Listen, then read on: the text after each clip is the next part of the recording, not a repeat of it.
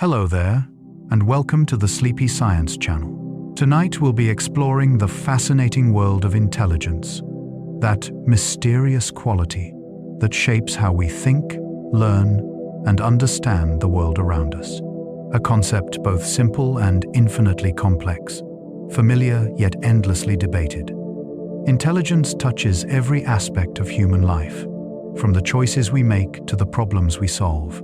From the art we create to the connections we form. It has been measured, analyzed, celebrated, and misunderstood throughout history. But what is intelligence, really? How do we recognize it? And why does it matter so deeply to how we see ourselves and others? If you enjoy these quiet explorations, I invite you to like and subscribe, or share a simple thought down in the comments. It helps others find their way here too, one sleepy soul at a time. But for now, all you need to do is rest, settle in, and allow the calm of understanding to carry you. Let's begin. The origins of intelligence. Testing began with a simple goal: to help children succeed in school. In the early 1900s, French psychologist Alfred Binet faced a practical challenge. The Paris school system needed a way to identify students who required additional support, not to label them as lesser, but to ensure they received the help they needed. Binet, working with his colleague Theodore Simon, developed a series of tasks designed to measure cognitive abilities, like memory, attention, and problem solving. These tasks were age-appropriate, recognizing that a 5-year-old and a 10-year-old should be expected to perform differently. What Binet created was revolutionary, but also humble in its aims. He never intended his test to measure some fixed, unchangeable quality. He believed intelligence was malleable, something that could grow and develop with proper education and support. His test was meant to be a tool for assistance, not a ranking system. It would assess where a child currently stood so teachers could meet them there and help them progress. The idea was compassionate, rooted in the belief that every child deserved an opportunity to learn and flourish. Binet's work spread quickly beyond France, capturing the imagination of psychologists worldwide. But as it traveled, it transformed. What began as a tool to help became something quite different in other hands. The test that was meant to open doors would sometimes be used to close them instead. The IQ score takes shape. The term intelligence quotient emerged from a mathematical formula. When Binet's test reached Germany, psychologist William Stern proposed a new way to express the results. Instead of simply noting what age level a child performed at, Stern suggested dividing the child's mental age by their chronological age and multiplying by 100. This created the intelligence quotient, or IQ. A 10-year-old performing at a 10-year-old level would score 100. A 10-year-old performing at a 12-year-old level would score 120. The formula seemed elegant in its simplicity. It reduced the complexities of human cognition to a single number, easy to compare and track over time. A score of 100 became average by definition. Scores above suggested advanced development. Scores below indicated delays. The system felt objective, mathematical, scientific. Numbers carry an air of authority that words sometimes lack.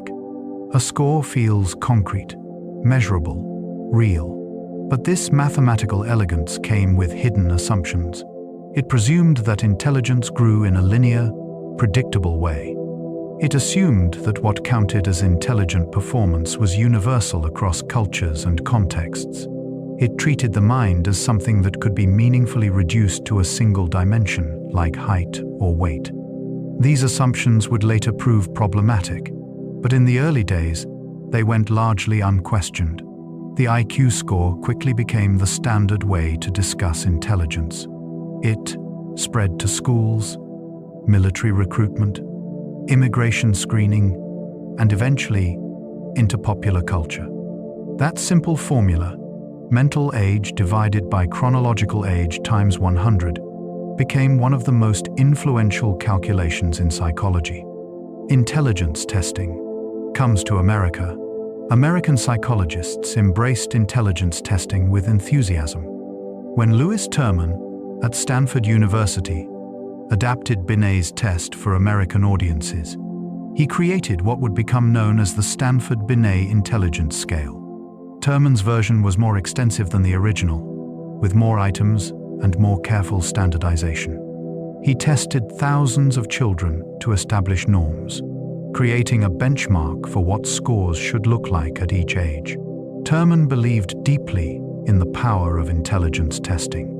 He saw it as a tool for identifying gifted children who might otherwise go unrecognized, and he launched longitudinal studies following high IQ individuals throughout their lives.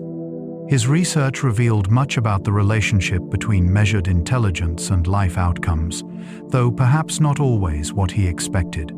High IQ proved to be associated with academic and professional success, but it did not guarantee happiness, creativity, or wisdom. During World War I, the American military began using intelligence tests to sort recruits.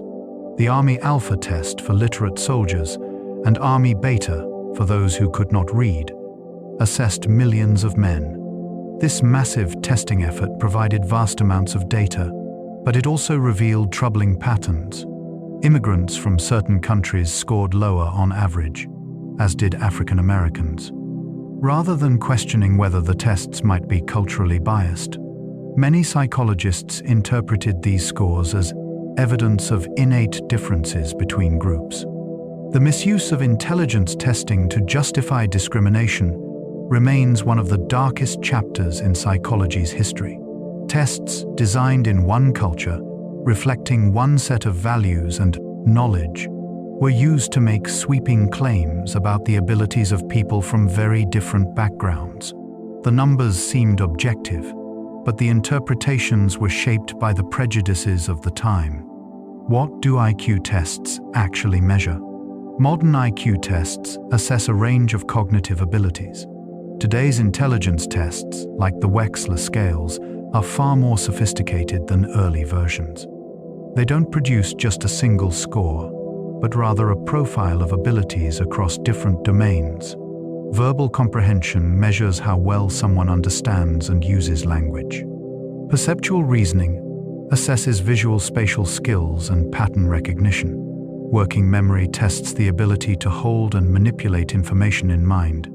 Processing speed measures how quickly someone can complete simple cognitive tasks.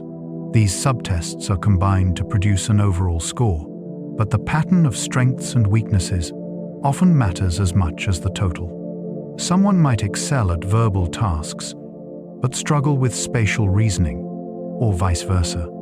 This variation suggests that intelligence is not one thing but many things, a collection of related but distinct abilities that work together in complex ways. What the tests measure best is academic intelligence, the kind of thinking valued in schools.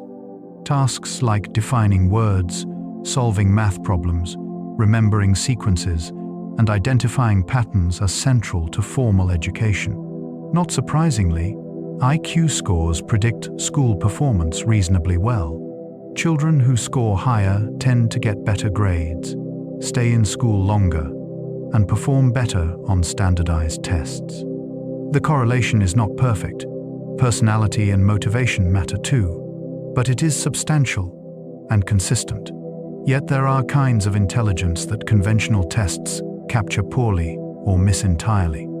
The ability to understand and manage emotions, to navigate social situations, to create art or music, to think practically about real-world problems, these forms of intelligence may be as important as those measured by IQ tests, perhaps more so in many life contexts.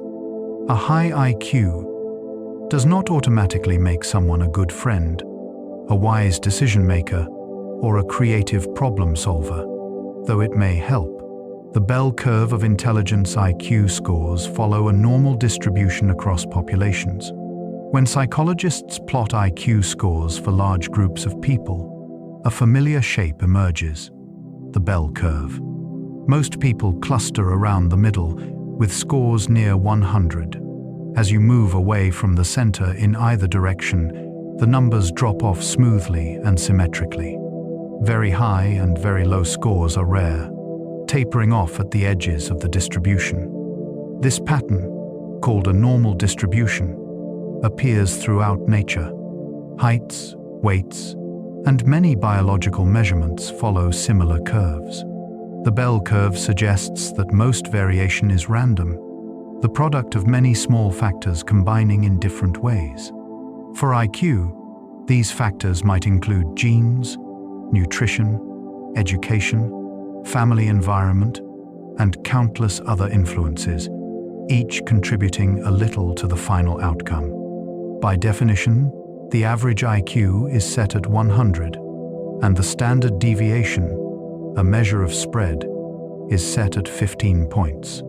This means about 68% of people score between 85 and 115. About 95% fall between 70 and 130. Scores above 130 or below 70 are relatively uncommon, each occurring in about 2 to 3% of the population. Scores above 145 or below 55 are rarer still. These numbers are not discovered by testing. They are built into how the tests are scored. Test makers adjust the questions so that the results will follow this pattern. This ensures that scores remain consistent over time and across different versions of the test. It also means that IQ is fundamentally relative, a comparison to others, not an absolute measure like height. You cannot have an IQ in isolation, only in relation to a reference group. Intelligence has many forms. Psychologists recognize that intelligence extends beyond test scores. In the 1980 seconds, Howard Gardner proposed a theory of multiple intelligences that challenged conventional thinking. He argued that there are at least 8 distinct types of intelligence, each relatively independent of the others. Linguistic intelligence involves skill with words and language. Logical, mathematical intelligence deals with numbers, patterns, and reasoning. Spatial intelligence relates to visualizing and manipulating objects in space. Musical intelligence encompasses rhythm, melody, and sound. Bodily kinesthetic intelligence appears in athletes and dancers, people who have exceptional control over their physical movements. Interpersonal intelligence allows individuals to understand and work well with others. Intrapersonal intelligence is self-awareness, understanding your own emotions and motivations.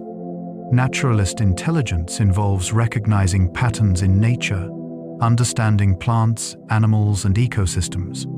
Gardner's theory resonated widely, especially among educators who had always known that some brilliant students struggled with conventional academics while excelling in other domains.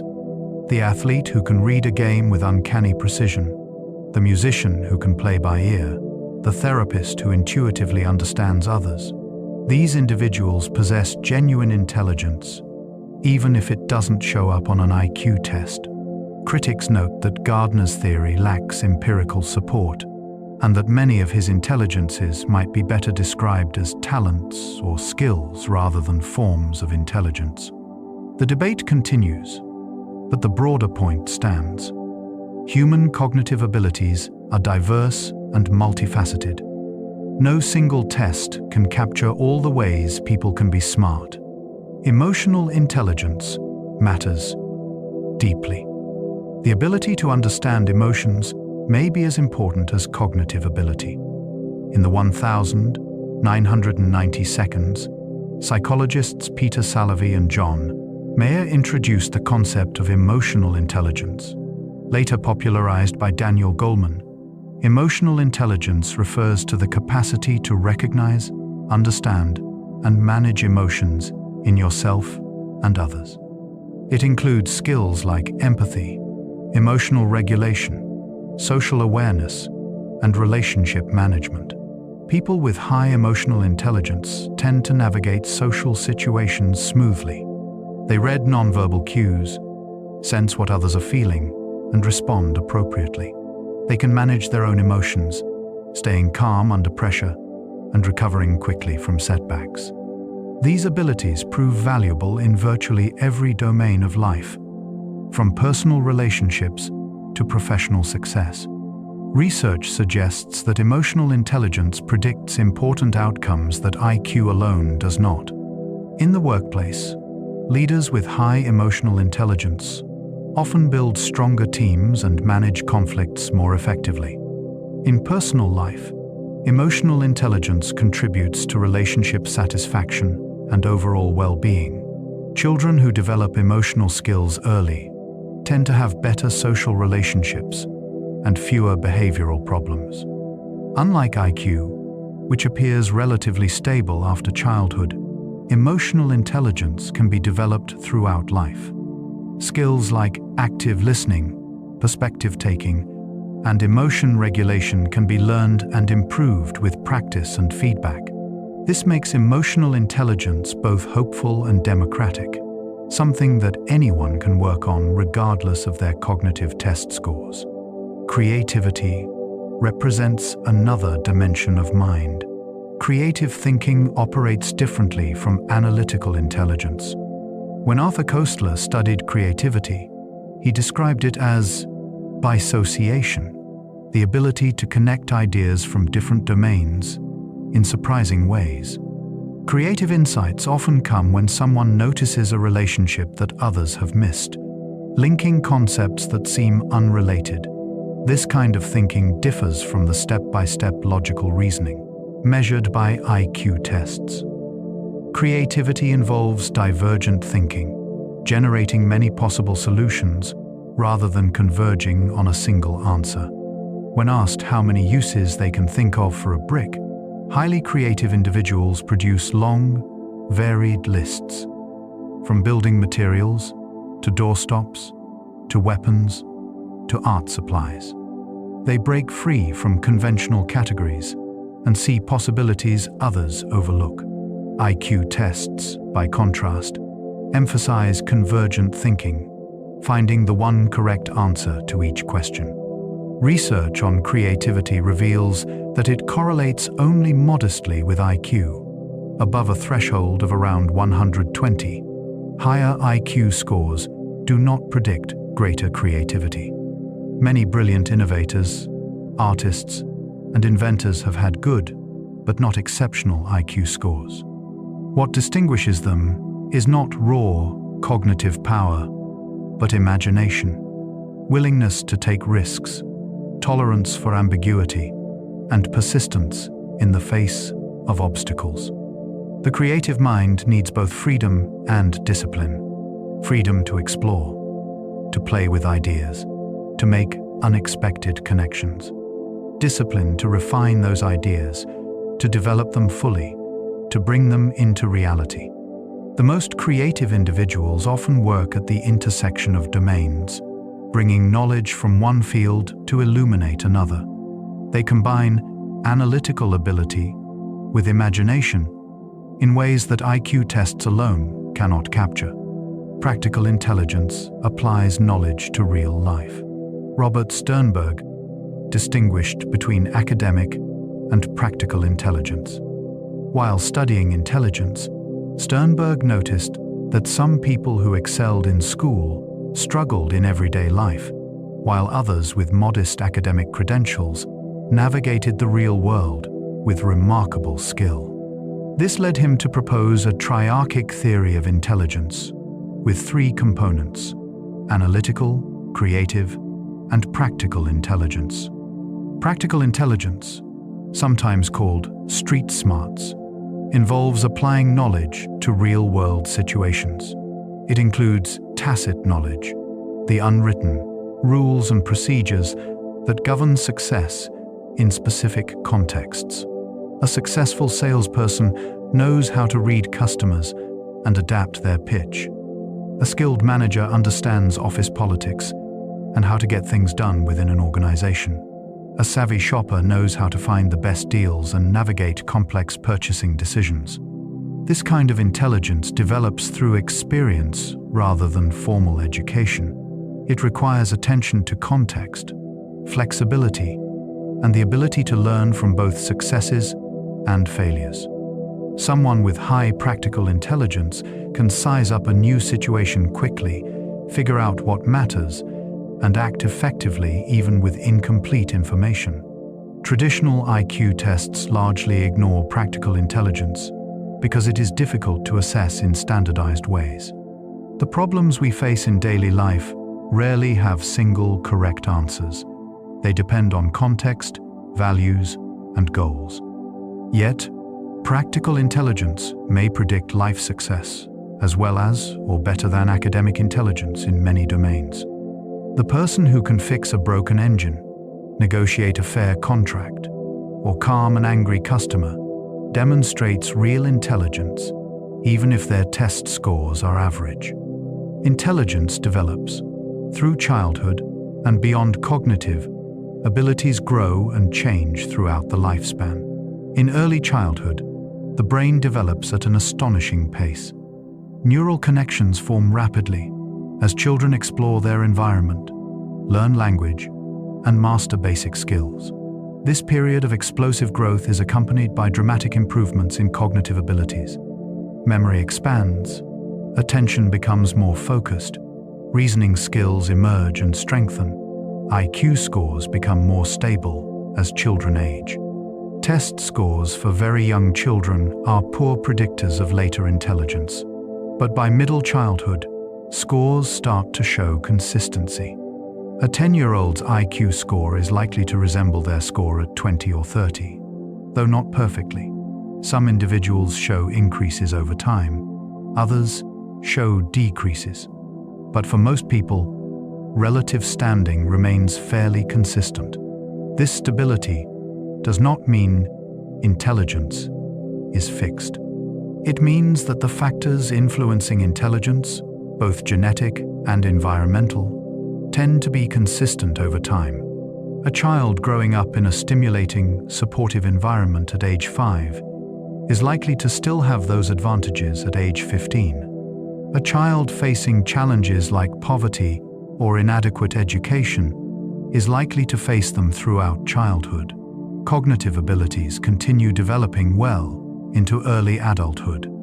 The prefrontal cortex, responsible for executive functions like planning, decision-making, and impulse control, does not fully mature until the mid-20s.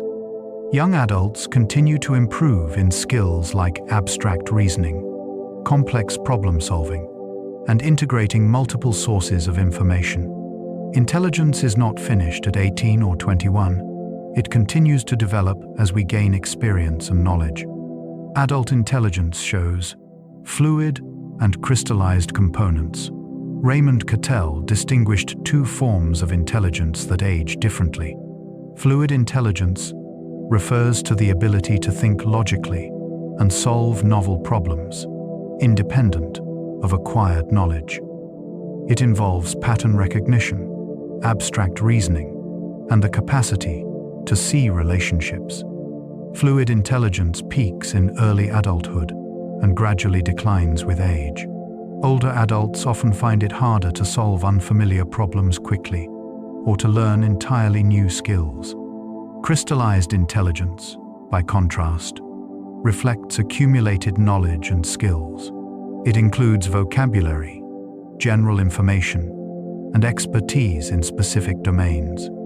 This form of intelligence typically increases throughout adulthood as we acquire more knowledge and experience. An older adult may not be as quick at solving abstract puzzles, but they often have deeper understanding in their areas of expertise and better judgment about complex issues. This distinction helps explain why cognitive aging is not simply a story of decline. While processing speed and working memory tend to decrease with age, wisdom, vocabulary, and specialized knowledge often improve. Older adults may take longer to learn new technologies, but they bring perspective, experience, and accumulated knowledge that younger people lack. Different life stages bring different cognitive strengths.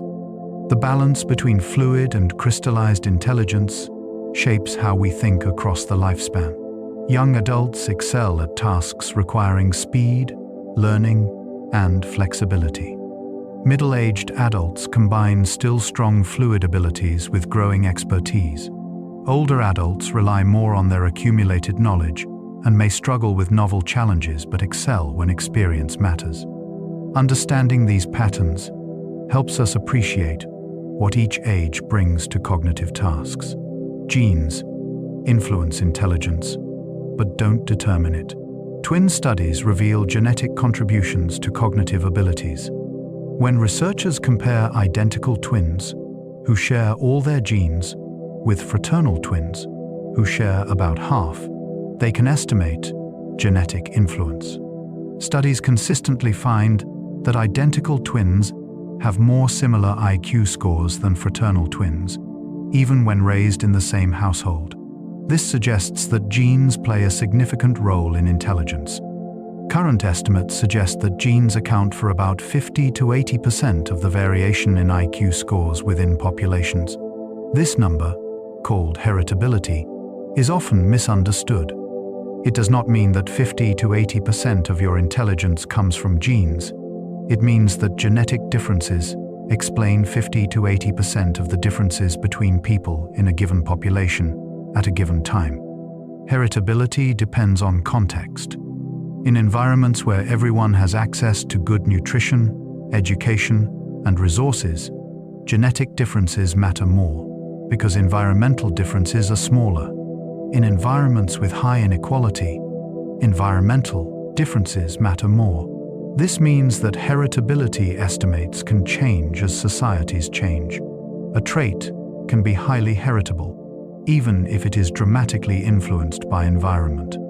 Importantly, high heritability does not mean unchangeable. Height is highly heritable, yet average heights have increased dramatically over the past century due to improvements in nutrition and health. Similarly, IQ scores have risen substantially over generations, a phenomenon called the Flynn effect, even though intelligence remains heritable. Genes set a range of possibilities, but environment determines where within that range you fall. Environment shapes cognitive development. Early childhood experiences profoundly influence intellectual growth. The brain's development is shaped by the environment, from conception onward. Prenatal nutrition, exposure to toxins, maternal stress, all affect fetal brain development. After birth, the quality of care, stimulation, and interaction continues to shape neural pathways. Infants raised in responsive, language-rich environments show more rapid cognitive development than those in impoverished or neglectful settings. Poverty affects intelligence through multiple pathways. Poor nutrition can impair brain development. Exposure to environmental toxins like lead damages neural systems. Chronic stress affects children's ability to focus and learn. Limited access to books, educational materials, and enriching experiences restricts opportunities for cognitive growth. The cumulative effect of these factors can be substantial, though individual children show remarkable resilience. Education plays a crucial role in developing intelligence. Each additional year of schooling is associated with modest but meaningful increases in IQ scores. This is not just because smarter children stay in school longer, though that happens too. Education actively builds cognitive skills, teaching students how to think analytically, solve problems, and organize information. The cognitive demands of formal education strengthen the variabilities that IQ tests measure. Enriching environments throughout life continue to support cognitive functioning. Learning new skills, staying mentally active, engaging with challenging material, all help maintain and even enhance cognitive abilities. The brain retains plasticity throughout life, capable of forming new connections and adapting to new challenges. Intelligence is not a fixed quantity we receive at birth, but something we continue to build and maintain through engagement with our environment. The Flynn effect shows rising IQ scores over time. IQ scores have increased substantially across generations. When James Flynn examined IQ data from multiple countries over several decades, he discovered something remarkable. Raw scores on intelligence tests had been rising steadily, about 3 points per decade on average. This meant that someone scoring 100 today would have scored higher than someone scoring 100 a generation ago. Test makers regularly renorm their tests to keep the average at 100, masking this steady rise. The Flynn effect appears across nations and cultures, though its magnitude varies. Gains have been largest on tests of abstract reasoning and smallest on tests of arithmetic and vocabulary. This pattern suggests that the improvements reflect changes in how people think, rather than simply more knowledge. Modern life, with its emphasis on abstract, symbolic thinking, may train skills that earlier generations developed less fully. Several factors likely contribute to the Flynn effect. Improvements in nutrition and health have supported better brain development. Increased educational attainment means more people develop academic cognitive skills. Changes in family size, with fewer children per family, may mean more parental attention per child. The visual and cognitive complexity of modern media might provide a form of cognitive training. More abstract, scientific ways of thinking have become common. The Flynn effect raises profound questions about intelligence. If IQ scores can increase so substantially due to environmental changes, how much of intelligence is truly innate? The rise suggests remarkable plasticity in human cognitive abilities, responsive to historical and cultural shifts. It also highlights that intelligence, as measured by tests, reflects not just individual capacity, but the match between those capacities and the demands of the surrounding culture. Intelligence testing raises ethical questions. Using test scores to make high-stakes decisions carries risks. Throughout history, intelligence tests have been used to sort people into educational tracks, to screen job applicants, to determine eligibility for programs and services. These uses assume that the tests accurately measure something important and unchangeable. But tests are imperfect, affected by cultural background, test anxiety, motivation, and random error. Using a single score to make life-changing decisions about individuals is ethically fraught. The history of intelligence testing includes troubling episodes of discrimination. In the early 20th century, IQ tests were used to justify immigration restrictions, with authorities arguing that immigrants from certain countries were intellectually inferior. The tests were given in English to people who barely spoke the language, then used as evidence of low intelligence. Similarly, intelligence testing was misused to justify racial segregation and to sterilize people deemed mentally deficient. These historical misuses remind us that scientific tools can be weaponized when placed in the hands of people with biases. The tests themselves may seem neutral, just questions and scores. But how they are used, what conclusions are drawn, what decisions are made, these reflect human values and prejudices. No test is free from the social context in which it is created and applied. Modern use of intelligence testing tries to be more careful and ethical. Tests are used to identify children who need extra support, not to label them as deficient. Scores are considered alongside other information, not treated as definitive verdicts. Cultural fairness in testing has improved, though perfect fairness remains elusive. The goal is to use tests to help people, to understand their strengths and challenges, not to limit their opportunities. Group differences in test scores. Our complex average scores differ between demographic groups for many reasons. Research consistently finds that, on average, people from different demographic groups score differently on IQ tests. These differences are real in a statistical sense. They appear reliably across studies and samples, but understanding what causes them requires care. The differences reflect a complex mix of factors, including socioeconomic inequality, educational access, cultural familiarity with testing, stereotype threat, and potentially many other influences. Differences between groups tell us nothing definitive about any individual. Group averages are exactly that, averages. The distributions overlap substantially, meaning that many individuals from lower-scoring groups outperform many from higher-scoring groups. Judging an individual based on group statistics is both illogical and unjust. Each person deserves to be evaluated on their own merits, not on the average performance of others who share some demographic characteristic. The causes of group differences remain hotly debated. Some researchers emphasize environmental factors like poverty, discrimination, and educational inequality. Others argue for possible genetic contributions, though this claim is controversial and not well supported by evidence. Most likely, multiple factors interact in complex ways.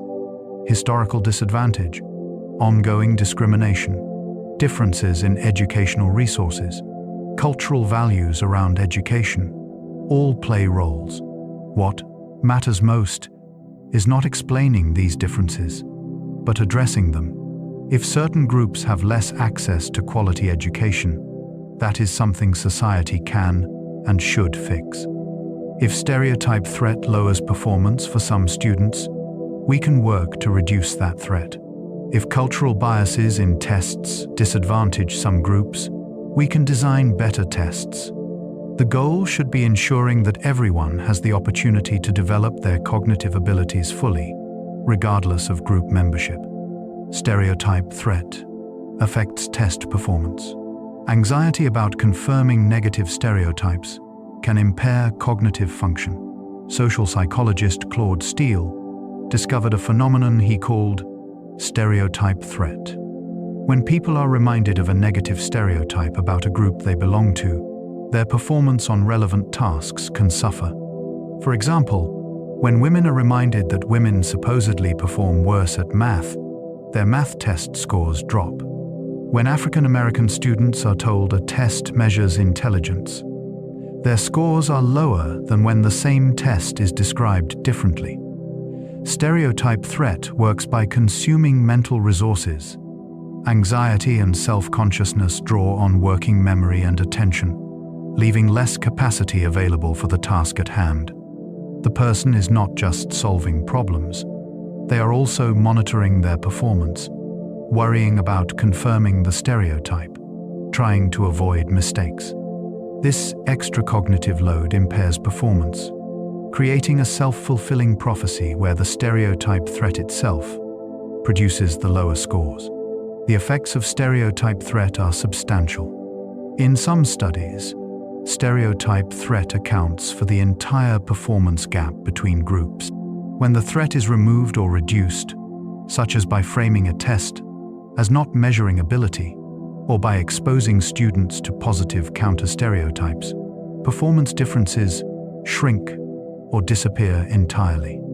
This suggests that at least some group differences in test scores reflect social psychological factors rather than genuine differences in ability. Understanding stereotype threat has practical implications. Teachers and test administrators can reduce its impact by how they frame tests and learning environments. Emphasizing growth, learning from mistakes, and the malleability of intelligence helps protect against threat. Creating inclusive environments where all students feel they belong reduces the salience of negative stereotypes. These interventions can meaningfully improve outcomes for students from stereotyped groups. Intelligence is not destiny. High IQ predicts some outcomes, but not all of what matters in life. People with higher IQ scores, on average, complete more education, earn higher incomes, and work in more cognitively demanding occupations. They are less likely to be incarcerated, more likely to live longer, and report better health. These correlations are real and meaningful. Intelligence, as measured by tests, relates to important life outcomes in predictable ways. But correlation is not destiny. Many people with modest IQ scores lead successful, fulfilling lives. They find work that matches their abilities, develop deep relationships, contribute to their communities, and experience happiness and satisfaction. Meanwhile, some high IQ individuals struggle with depression, addiction, relationship problems, or simply never find purpose and direction. Intelligence may open doors, but it does not guarantee that you will walk through them or know where you want to go. Other qualities matter enormously for life success. Conscientiousness, the tendency to be organized, disciplined, and reliable, predicts job performance, as well as IQ and sometimes better. Emotional stability, social skills, creativity, practical judgment, resilience in the face of setbacks, all contribute to how well people navigate life. Some of these qualities may be partly related to intelligence, but they are also distinct and important in their own right, perhaps most. Importantly, success itself is multidimensional. For some, success means career achievement and financial security. For others, it means strong relationships and family. For still others, success involves creative expression, service to others, personal growth, or spiritual fulfillment. Intelligence may help with some of these goals more than others. A meaningful life requires more than a high IQ. It requires knowing what you value and having the motivation and character to pursue it. Motivation drives the application of intelligence. Cognitive ability without effort produces little. Intelligence is potential, but actualizing that potential requires motivation. History is full of gifted individuals who never achieved much because they lacked drive, direction, or discipline.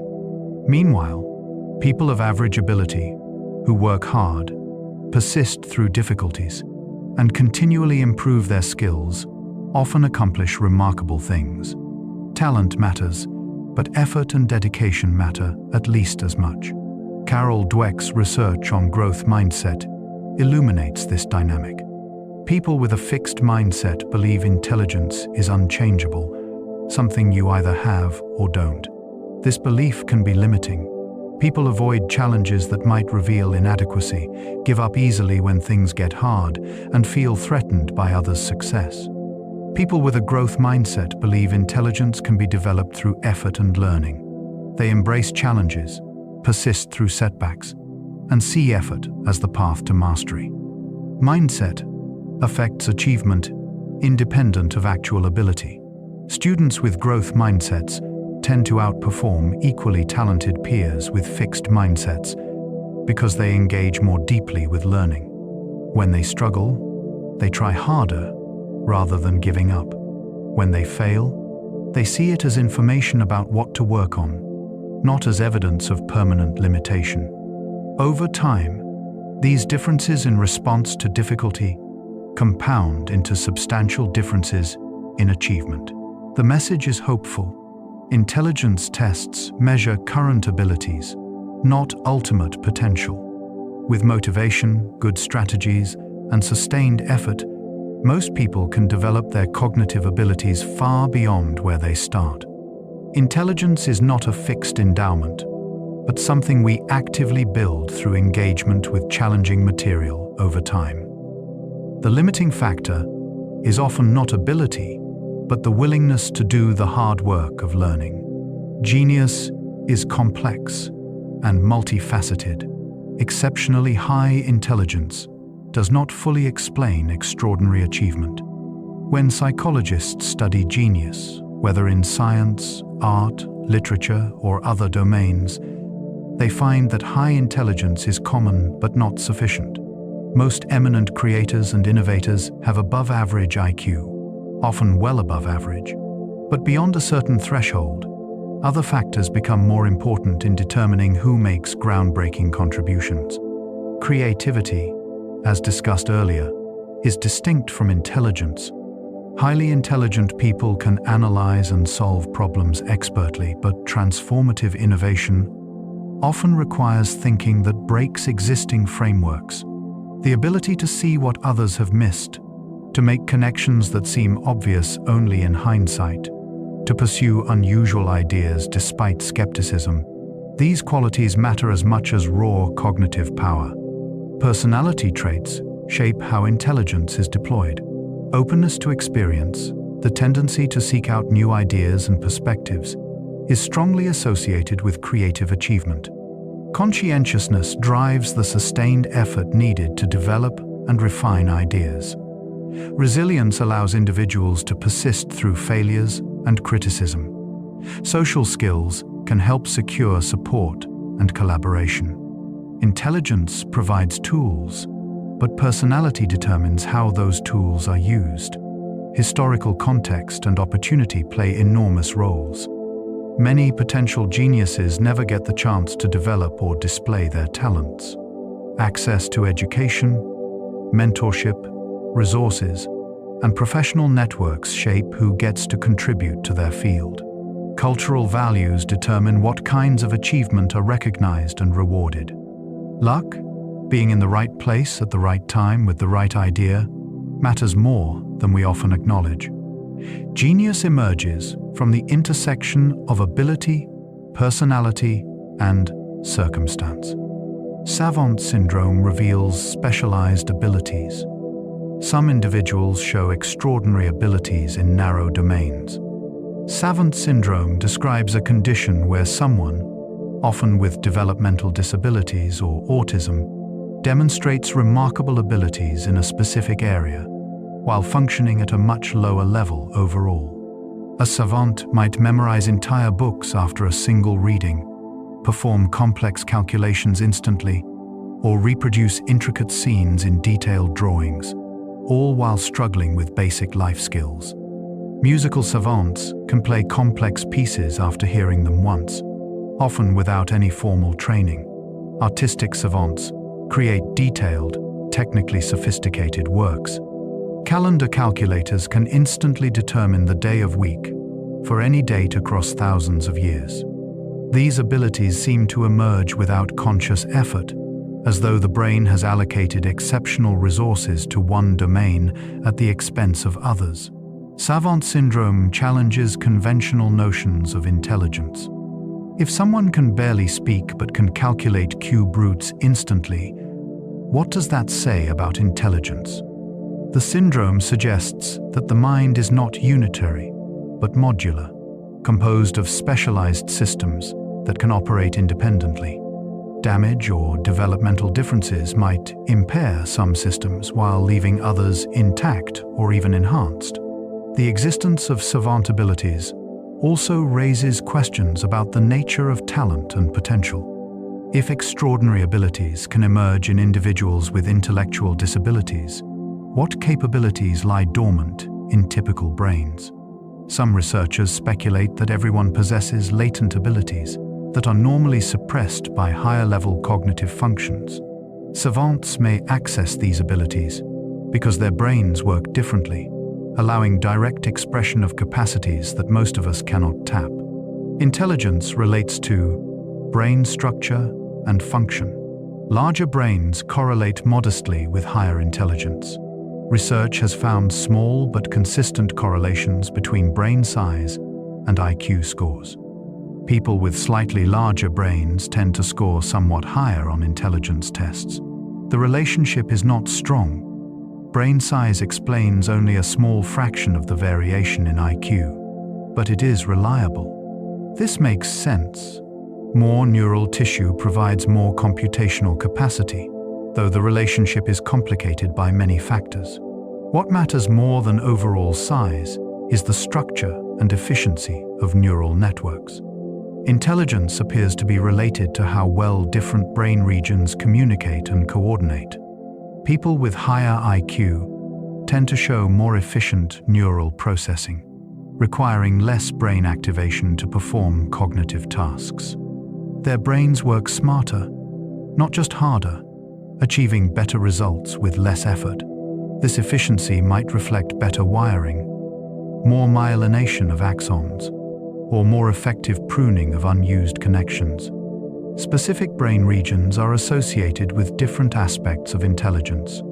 The prefrontal cortex, responsible for executive functions like planning and reasoning, is consistently linked to IQ. The parietal cortex, involved in spatial processing and mathematical thinking, also plays a key role. The thickness of cortical gray matter and the integrity of white matter connections both relate to cognitive performance. However, the brain-intelligence relationship is complex and not fully understood. Intelligence is not located in one area, but emerges from the coordinated activity of networks spanning the brain. Genetics, development, learning, and experience all shape these networks. Two people might achieve similar levels of intelligence through somewhat different neural pathways. The brain is plastic and adaptable, finding multiple ways to accomplish cognitive goals. Working memory is central to intelligent thought. The ability to hold and manipulate information enables complex reasoning. Working memory, the capacity to keep information in mind while using it, is fundamental to intelligence. When you solve a math problem in your head, follow a complex argument, or plan a series of actions, you are using working memory. It functions like a mental workspace where thinking happens, holding premises, intermediate results, and goals, while you work toward a solution. Individual differences in working memory capacity predict differences in intelligence. People who can hold more information in mind simultaneously tend to score higher on IQ tests. This makes sense. Many cognitive tasks require juggling multiple elements. Comprehending a complex sentence means holding the beginning in mind while processing the end. Solving a multi-step problem means remembering intermediate results while computing the next step. Greater working memory capacity enables more complex thinking. Working memory is limited for everyone, but particularly for young children and declining in older adults. A typical adult can hold about 7 pieces of information in working memory simultaneously, though this varies by individual and by the nature of the information. We extend working memory through strategies like chunking, grouping individual items into larger, meaningful units, and by offloading information to external supports like notes and diagrams. Cognitive training programs often target working memory, hoping that improvements will transfer to general intelligence. The evidence is mixed. Training can improve performance on working memory tasks themselves, but whether these gains translate to broader cognitive improvements remains debated. Still, working memory is clearly central to how we think, a bottleneck that shapes what kinds of mental operations we can perform. Processing speed affects cognitive performance. How quickly the brain processes information influences intelligence. Some people think fast, rapidly encoding information, making connections, and arriving at answers. Others think more slowly, taking longer to process the same material. Processing speed, measured by tasks like quickly matching symbols or canceling target items, correlates with IQ scores. Faster processing appears to support better performance on complex cognitive tasks. The relationship between speed and intelligence is not simply that smart people think faster. Rather, faster processing allows more operations to be completed within the limits of working memory. If you can encode and manipulate information quickly, you can accomplish more before earlier information fades from memory. This creates a cascading advantage. Speed enables complexity, which enables more sophisticated thinking. Processing speed declines gradually with age. One of the most consistent findings in cognitive aging research. Older adults take longer to perceive information, respond to stimuli, and move through cognitive tasks. This slowing contributes to age-related changes in other cognitive abilities. When everything takes longer, Working memory is more strained, and complex reasoning becomes more difficult. Yet older adults often compensate through experience and strategic thinking. Individual differences in processing speed are partly innate, related to neural efficiency and the speed of nerve transmission, but they are also influenced by factors like attention, practice, and familiarity. When you are expert in a domain, you process relevant information much faster than a novice would. Your brain has learned to recognize patterns and skip unnecessary steps. Speed is not just about raw hardware, but also about learned software. Attention shapes what intelligence can accomplish: the ability to focus. Mental resources determines cognitive effectiveness. Intelligence requires attention, the capacity to select relevant information and ignore distractions. No matter how capable your cognitive systems, if you cannot focus on the task at hand, performance suffers. Attention is the gatekeeper, determining what information enters working memory and receives processing resources. Attention itself involves multiple components. Sustained attention is the ability to maintain focus over time. Selective attention is filtering out irrelevant information while concentrating on what matters. Divided attention is managing multiple streams of information simultaneously. Executive attention is controlling where focus goes, deliberately shifting between tasks, or staying focused despite temptation to wander. All of these contribute to intelligent behavior. Differences in attention contribute to differences in measured intelligence.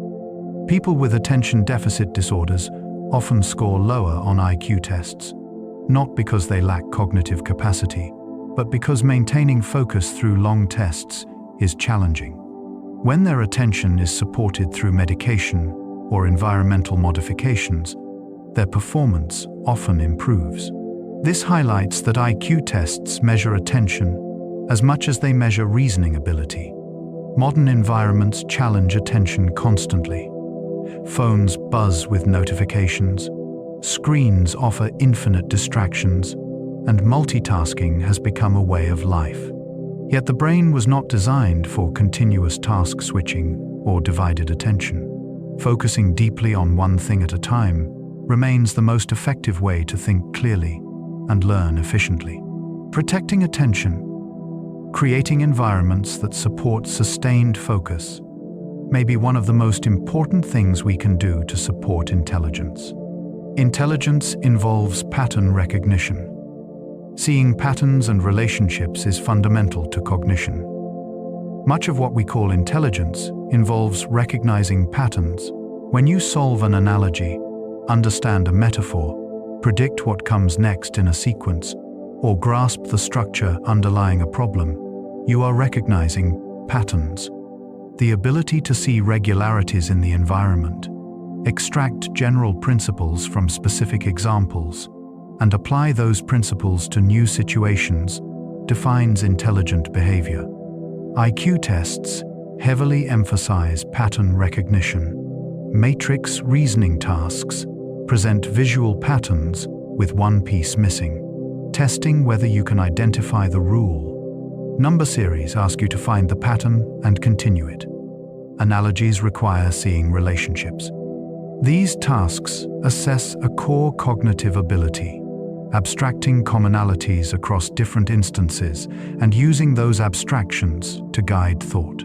Pattern recognition develops through experience. The more you know about a domain, the more patterns you can see. A chess master perceives patterns in board positions that a novice cannot, allowing rapid evaluation of positions and moves. A doctor recognizes symptom patterns that suggest diagnoses. An experienced reader sees patterns in text that support comprehension and prediction. Expertise is partly about accumulating a library of patterns that make thinking more efficient. The downside of pattern recognition is that we sometimes see patterns that are not there, finding meaning in randomness.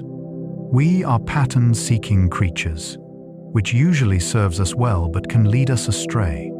Distinguishing real patterns from illusory ones requires not just sensitivity to patterns, but also critical thinking and statistical reasoning. Intelligence involves knowing when you have found a genuine pattern and when you have been fooled by chance. Language ability reflects and shapes intelligence. Verbal skills are central to measured intelligence. Language is uniquely human, and our linguistic abilities both reflect and enable intelligence. Verbal IQ tests assess vocabulary, verbal reasoning, comprehension of complex language, and the ability to express ideas clearly. Performance on these tasks correlates strongly with overall intelligence. People with rich vocabularies and strong language skills tend to score high on IQ tests generally. Language provides tools for thought. Having words for concepts allows us to think about those concepts more easily.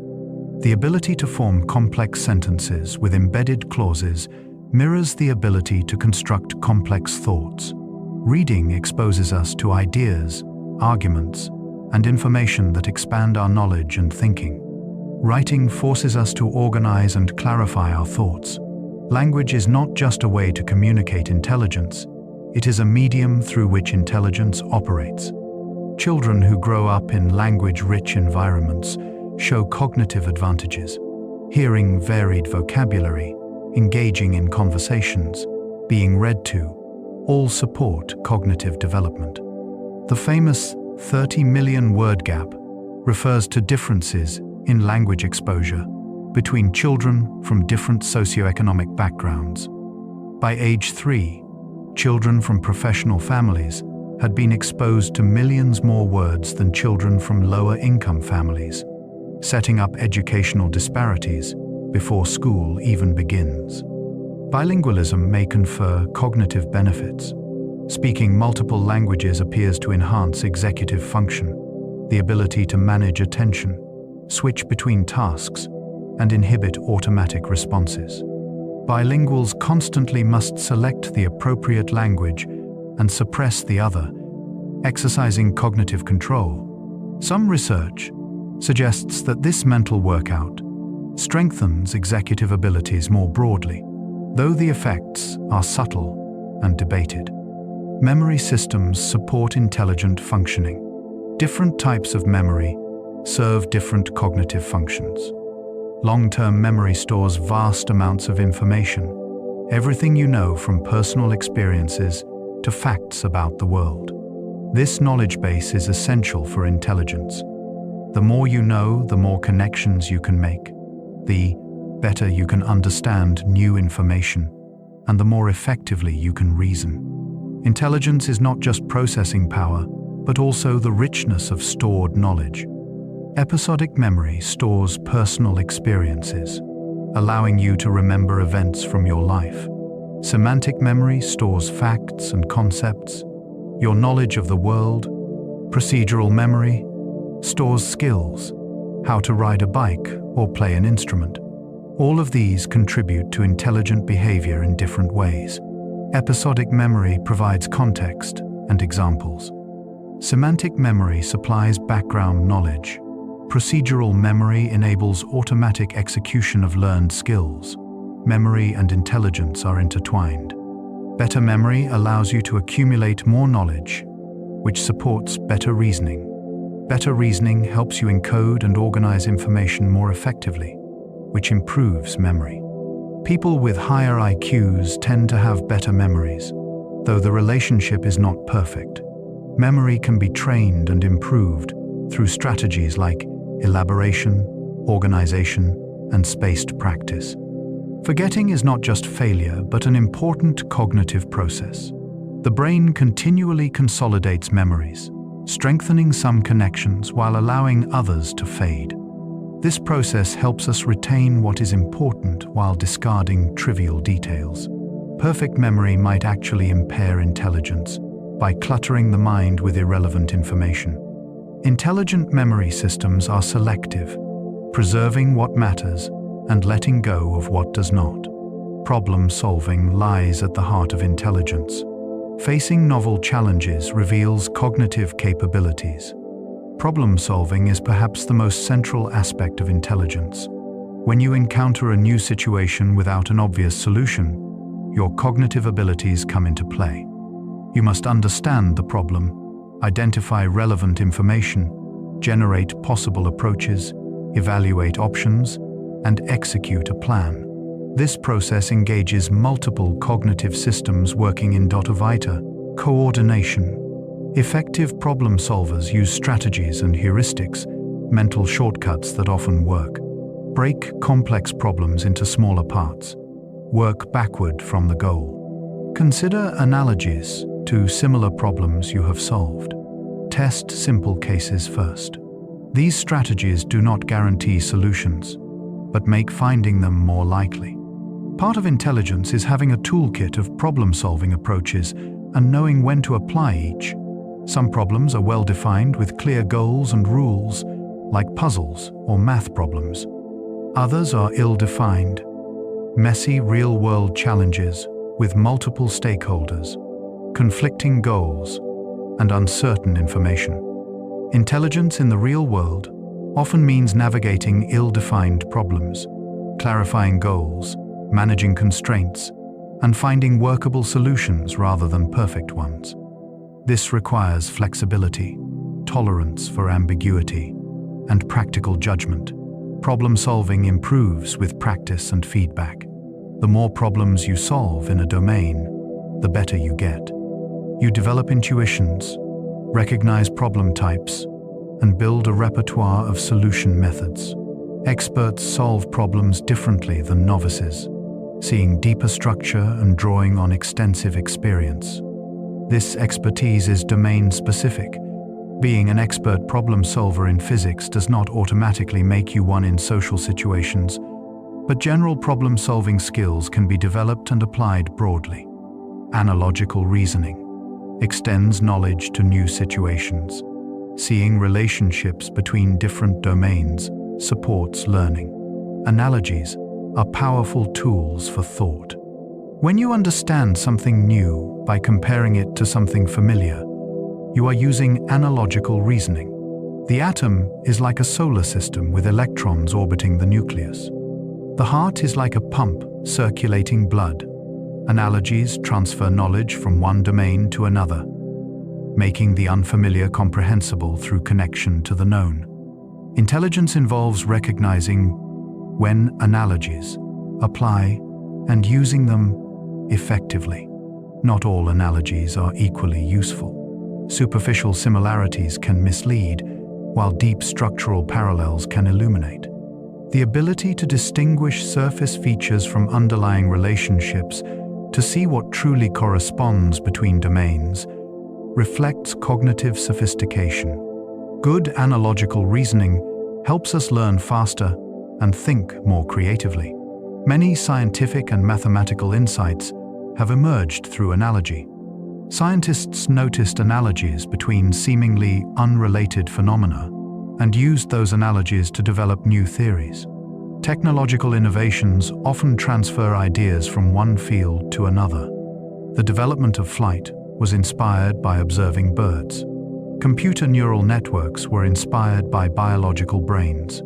Analogical thinking drives innovation by revealing how knowledge from one area applies elsewhere. Teaching through analogies is effective, but requires care. A well-chosen analogy can make a difficult concept suddenly clear, connecting it to prior knowledge. But analogies are always imperfect. They break down if pushed too far. Students need to understand both where the analogy holds and where it fails. Effective use of analogies means knowing their limitations while exploiting their power to make new ideas accessible. Abstract thinking enables advanced reasoning. The ability to think beyond concrete specifics is cognitively sophisticated. Abstract thinking means operating with concepts rather than specific instances. Instead of thinking about this particular dog and that particular dog, you think about dogs as a category. Instead of remembering specific mathematical calculations, you understand general principles. Abstract thinking allows you to transcend immediate experience and reason about general principles, hypothetical situations, and complex relationships. Development of abstract thinking is a major milestone in cognitive growth. Young children think concretely, tied to specific objects, situations. As they mature, they become increasingly capable of abstract thought.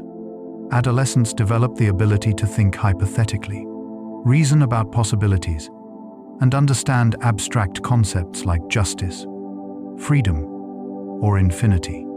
This shift opens up new forms of reasoning and learning. IQ tests assess abstract thinking through various tasks. Analogies require seeing abstract relationships. Matrix reasoning involves identifying abstract patterns. Similarities tasks ask what abstract category unites different items. These tasks measure the ability to step back from concrete details and see underlying structure. Higher scores reflect greater facility with abstraction. Abstract thinking is culturally valued in modern societies. Science, mathematics, philosophy, and law all operate at high levels of abstraction. Success in these domains requires comfort with abstract concepts and ability to reason about them. Yet abstract thinking is not the only valuable form of cognition. Practical, concrete thinking matters in many contexts. The most effective thinkers can move flexibly between concrete and abstract, as situations demand. Wisdom differs from intelligence. Wise judgment involves more than cognitive ability. Wisdom is often confused with intelligence, but they are distinct. Intelligence is about cognitive capacity, how well you can reason, learn, and solve problems. Wisdom is about judgment, knowing what matters, understanding human nature, and making good decisions about how to live. Someone can be highly intelligent but unwise, brilliant at analysis but poor at life choices. Psychologists studying wisdom identify several components. Cognitive complexity, the ability to see multiple perspectives and tolerate ambiguity. Emotional regulation, managing feelings to think clearly. Reflective thinking, considering decisions carefully rather than reacting impulsively. Social sensitivity, understanding how actions affect others. These qualities develop through experience, often slowly accumulating over a lifetime. Wisdom tends to increase with age, unlike fluid intelligence which peaks early. Older adults may think more slowly, but they often judge more wisely. They have experienced more, made mistakes, and learned from them, seen how situations unfold over time. This accumulated experience provides perspective that younger, more cognitively nimble individuals may lack. Age brings wisdom, even as it may bring cognitive slowing. Cultivating wisdom is different from building intelligence. You cannot boost wisdom through cognitive training or practice on abstract puzzles. Wisdom grows through reflection on experience, through considering moral and ethical questions, through developing self-awareness and empathy. It requires humility, recognizing the limits of your knowledge and the complexity of human situations. Wisdom is intelligence, tempered by experience and directed toward what truly matters. Culture shapes how intelligence is expressed and valued. Different societies emphasize different cognitive abilities. What counts as intelligent varies across cultures. Western industrialized societies emphasize analytical thinking, abstract reasoning, and quick problem solving. These are the abilities IQ tests measure and schools reward. But other cultures value different forms of intelligence. Some emphasize social harmony and interpersonal understanding. Others prize practical skills and concrete knowledge. Still others value spiritual insight and wisdom. These differences reflect what each culture needs and values. In societies where survival depends on complex social cooperation, social intelligence matters enormously. In societies where navigation and environmental knowledge are crucial, spatial and naturalist intelligence are prized. In societies with strong oral traditions, memory and verbal skills are highly developed. Intelligence is always contextualized, shaped by cultural demands and opportunities. IQ tests reflect Western cultural values and knowledge. They assume familiarity with formal schooling, literacy, test-taking, and abstract analytical thinking. People from cultures with different educational traditions or values may perform poorly not because they lack intelligence, but because the test does not measure what their culture has trained them to do well. This is why using standardized IQ tests across cultures is problematic without careful adaptation. Cultural psychology recognizes that cognition itself is culturally shaped. How people perceive, remember, reason, and solve problems varies across cultures. East Asian cultures tend toward more holistic thinking, considering context and relationships. Western cultures tend toward more analytic thinking, focusing on objects and attributes. Neither is more intelligent. They are different styles of thinking that each culture has developed and refined. Expertise demonstrates domain-specific intelligence. Deep knowledge in a field transforms cognitive performance. Expertise research reveals that exceptional performance in any domain requires extensive knowledge and practice. Chess masters, medical diagnosticians, musicians, athletes, all show cognitive abilities in their domains that far exceed what IQ predicts. Their performance reflects not just general intelligence, but years of accumulated knowledge and deliberate practice. Experts think differently than novices. They see patterns that novices miss. They chunk information into meaningful units, expanding effective working memory. They recognize problem types and access relevant solution strategies automatically. What looks like magical intuition is actually well-organized knowledge, enabling rapid, accurate processing. Expertise is intelligence multiplied by knowledge and practice. Anders Ericsson's research on deliberate practice shows that expertise requires thousands of hours of focused, challenging practice. Simply doing something repeatedly is not enough. Deliberate practice means pushing beyond comfort zones, identifying weaknesses, and working specifically to improve. It requires feedback, reflection, and continuous refinement. Time alone does not create expertise. Focused effort directed at improvement does. The domain specificity of expertise means that being expert in one area does not automatically transfer to others. A brilliant physicist is not automatically a great cook, therapist, or manager. Each domain has its own knowledge base and skills that must be developed. General intelligence provides a foundation, but expertise is built through domain-specific learning and practice. This reminds us that intelligence is not one thing, but many specialized capabilities. Neuroplasticity means the brain can change. The brain remains capable of growth and adaptation throughout life. For many years, scientists believed the brain was fixed in adulthood, unable to form new connections or alter its structure. Research has overturned this view. The brain retains neuroplasticity, the ability to reorganize and form new neural connections in response to learning and experience. This plasticity persists throughout life, though it is greatest during childhood and adolescence. Learning physically changes the brain. When you master a new skill, practice a musical instrument, or memorize information, your brain forms new synapses and strengthens existing ones. The regions involved in the task may actually grow larger and more densely connected.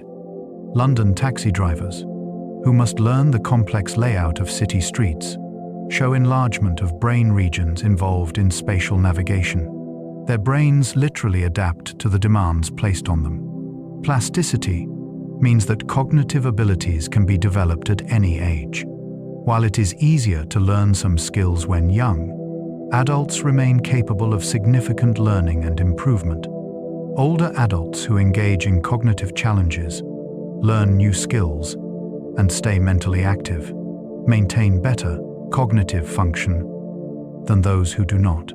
The brain operates on a use it or lose it principle. Connections that are exercised strengthen, while those neglected weaken. Understanding neuroplasticity is empowering. It means you are not stuck with the cognitive abilities you currently have. Through sustained effort, appropriate challenges, and effective practice, you can strengthen your mind. Intelligence is not a fixed endowment, but something you actively build throughout life. The brain you have tomorrow depends on how you use the brain you have today. Sleep is essential for cognitive function. Rest allows the brain to consolidate learning and clear waste. Sleep is not merely downtime, but an active process essential for intelligence. During sleep, the brain consolidates memories, transferring information from temporary to long-term storage.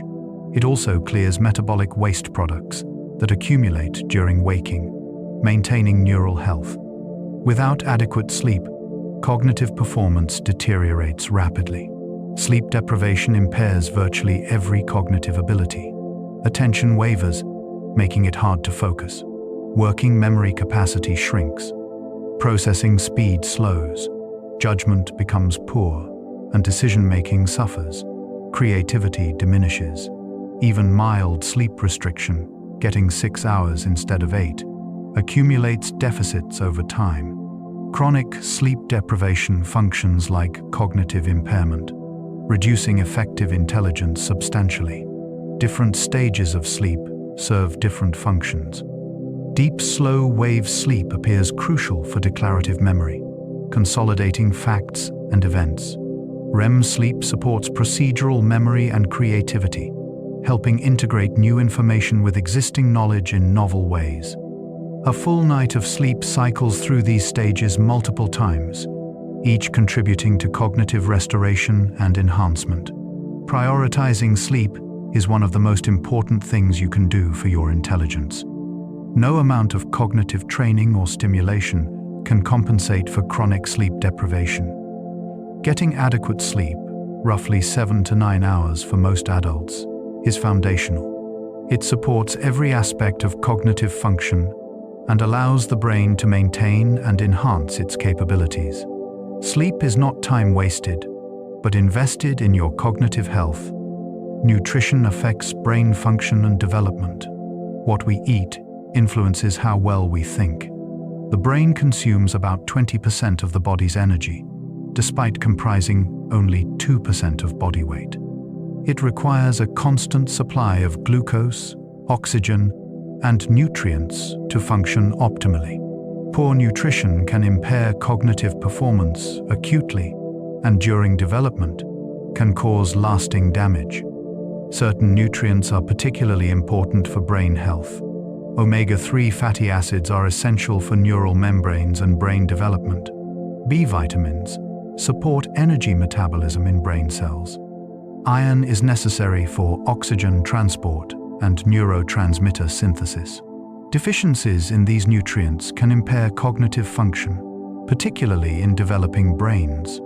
Children suffering malnutrition during critical developmental periods may experience lasting cognitive deficits. The brain is vulnerable to toxins as well. Lead exposure, even at low levels, damages neural development and lowers IQ. Prenatal alcohol exposure causes fetal alcohol syndrome, which includes intellectual disability. Mercury, certain pesticides, and other environmental toxins harm the brain. Protecting children from these exposures is crucial for supporting optimal cognitive development. A healthy diet supports cognitive function across the lifespan. Diets rich in fruits, vegetables, whole grains, and healthy fats are associated with better cognitive outcomes and may protect against age-related decline. The Mediterranean diet has been particularly well studied, showing benefits for cognitive health. While no specific food is a miracle brain booster, overall dietary patterns matter for keeping the brain functioning well. Exercise benefits both body and mind. Physical activity enhances cognitive function.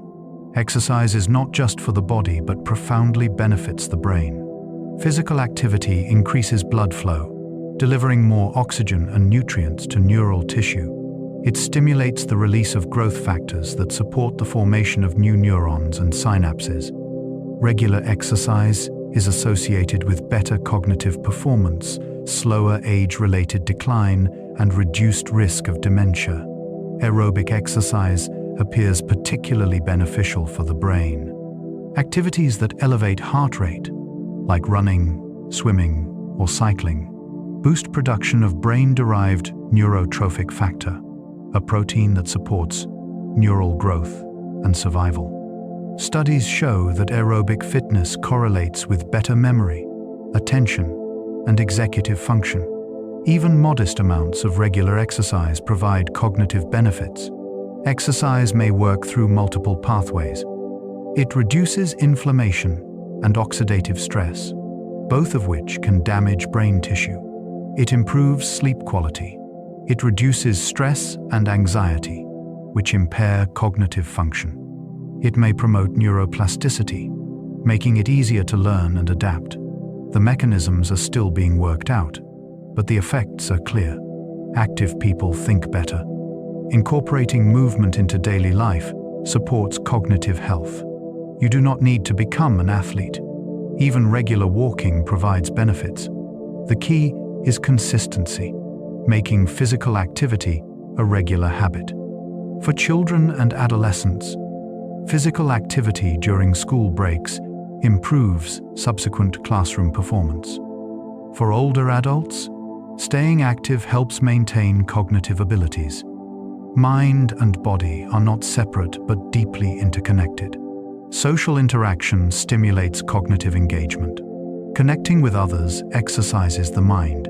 Human beings are social creatures, and social interaction engages complex cognitive processes. Following conversations, reading social cues, understanding others' perspectives, navigating relationships, all require sophisticated thinking. People who maintain rich social lives tend to show better cognitive function and slower cognitive decline with age. Loneliness and social isolation are risk factors for cognitive decline. They are associated with higher rates of dementia and faster cognitive aging. The mechanisms may involve stress, inflammation, and lack of cognitive stimulation. Social interaction keeps the mind active, presenting novel challenges and requiring flexible thinking. Without it, cognitive abilities may atrophy from disuse. Quality matters more than quantity in social relationships. Having a few close, meaningful relationships appears more beneficial than many superficial ones. Relationships characterized by trust, mutual support, and engaging conversation provide the greatest cognitive benefit. Conflict and stressful relationships, by contrast, can impair cognitive function through chronic stress. Social cognitive abilities themselves represent a form of intelligence. Understanding others, managing relationships, working cooperatively. These skills are as cognitively demanding as solving abstract puzzles. They draw on theory of mind, the ability to understand that others have different thoughts and feelings than your own. They require emotional regulation and communication skills. Social intelligence deserves recognition as a legitimate and important form of cognitive ability.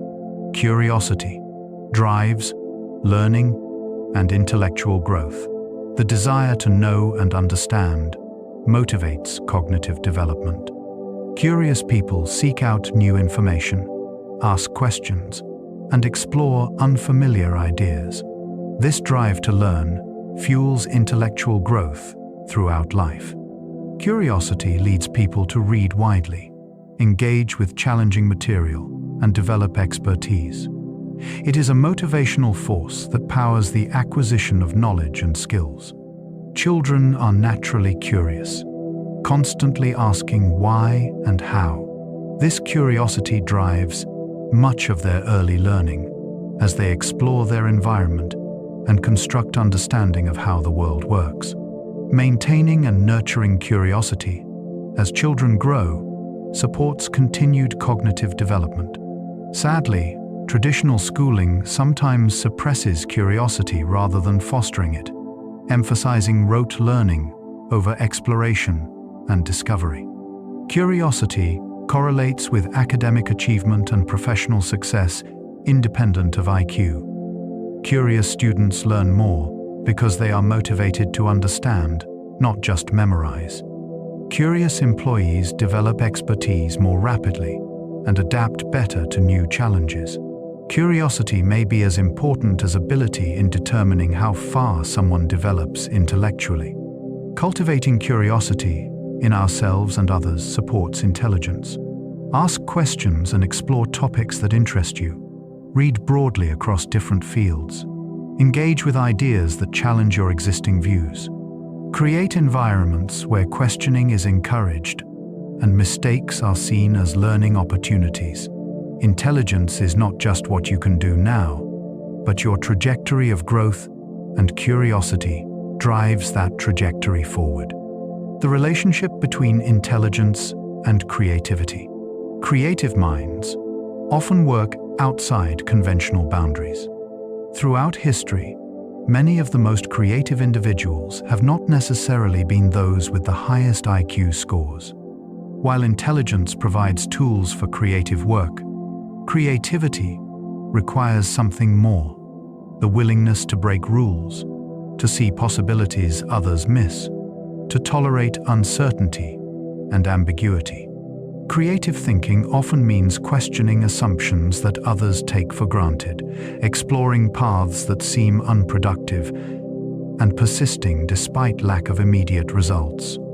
Divergent thinking, the ability to generate many possible solutions, is central to creativity. When faced with a problem, most people converge quickly on conventional answers.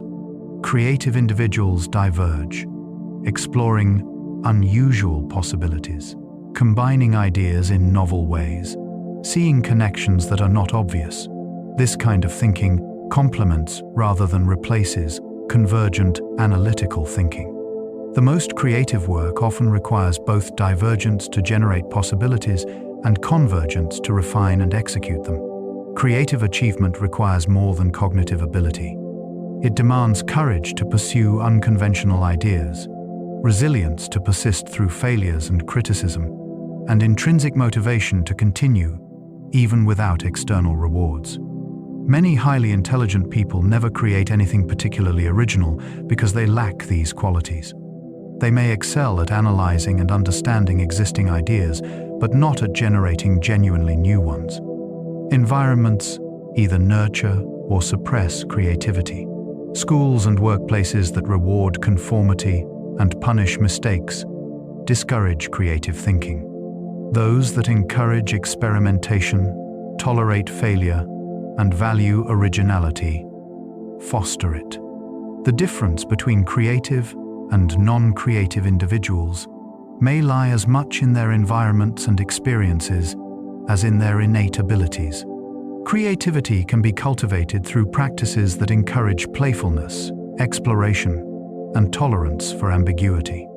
Giftedness brings both advantages and challenges. Exceptionally high intelligence creates unique experiences. Children identified as gifted, typically scoring above 130 on IQ tests, face distinctive challenges alongside their advantages. They may feel out of step with age peers, more interested in ideas and abstractions than in typical childhood concerns.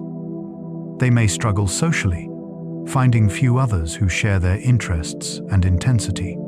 Being different, even when the difference confers advantages, can be isolating.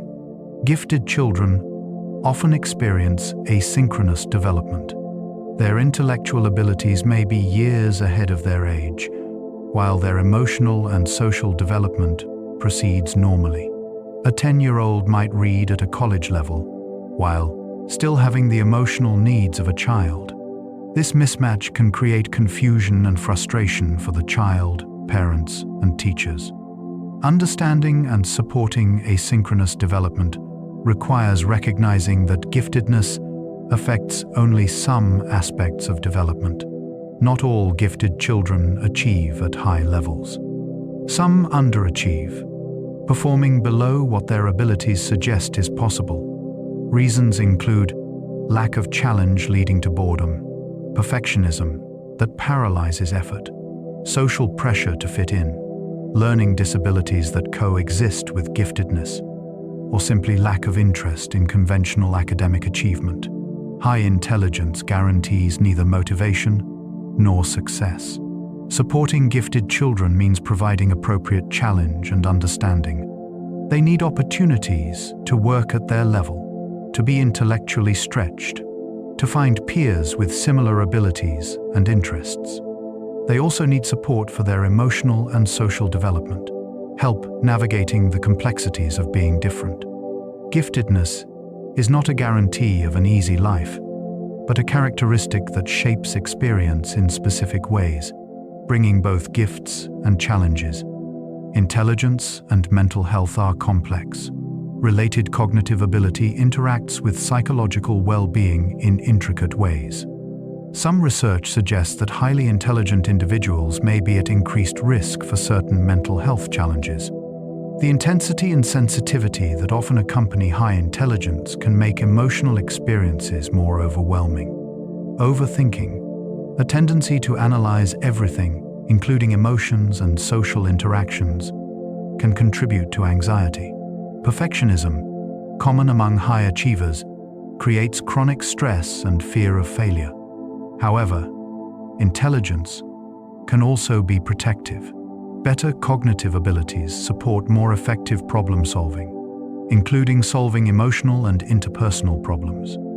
Higher intelligence is associated with better understanding of mental health issues and greater likelihood of seeking help when needed. Cognitive skills can be applied to managing emotions, understanding oneself, and navigating difficult situations. The relationship between intelligence and mental health likely depends on many factors. Personality, life circumstances, social support, and coping skills all matter. Intelligence alone does not determine mental health outcomes, but it shapes how individuals experience and respond to psychological challenges. A highly intelligent person with good emotional regulation and social support may thrive, while one lacking these resources may struggle despite cognitive advantages. Supporting mental health requires attention to more than cognitive development. Emotional skills, stress management, healthy relationships, and sense of meaning and purpose all contribute to well-being. For highly intelligent individuals, this might mean learning to quiet an overactive analytical mind, to tolerate uncertainty without excessive analysis, and to connect with others despite intellectual differences.